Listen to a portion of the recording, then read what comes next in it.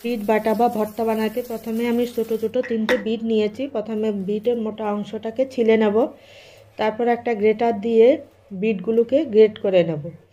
এভাবে আমি সব বিটগুলোকে গ্রেট করে নেব। এবার একটা পেঁয়াজ, একটা রসুন আর কয়েকটা কাঁচা লঙ্কা নিয়ে নেব। প্রথমে পেঁয়াজের খোসাটা ছাড়িয়ে নেব, রসুনের খোসাটাও ছাড়িয়ে নেব, পেঁয়াজটা কুচি করে নেব। এবার রসুনের কোয়াগুলো সর্ষের তেলে হালকা ভেজে তুলে নেব।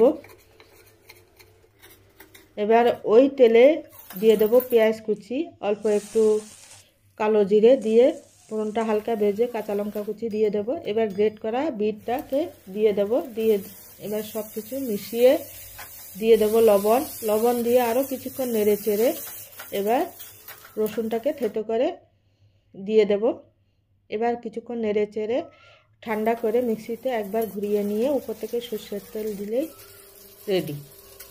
বিট বাটা বা ভর্তা বানাতে প্রথমে আমি ছোটো ছোটো 3টে বিট নিয়েছি। প্রথমে বিটের মোটা অংশটাকে ছিলে নেব, তারপর একটা গ্রেটার দিয়ে বিটগুলোকে গ্রেট করে নেব। এভাবে আমি সব বিটগুলোকে গ্রেট করে নেব।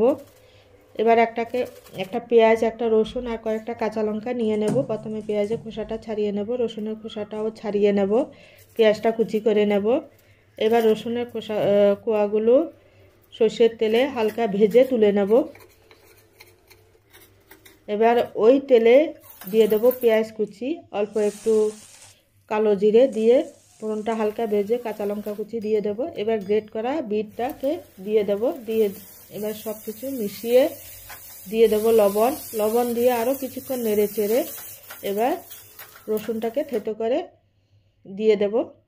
এবার কিছুক্ষণ নেড়ে চেড়ে ঠান্ডা করে মিক্সিতে একবার ঘুরিয়ে নিয়ে উপর থেকে সর্ষের তেল দিলেই রেডি।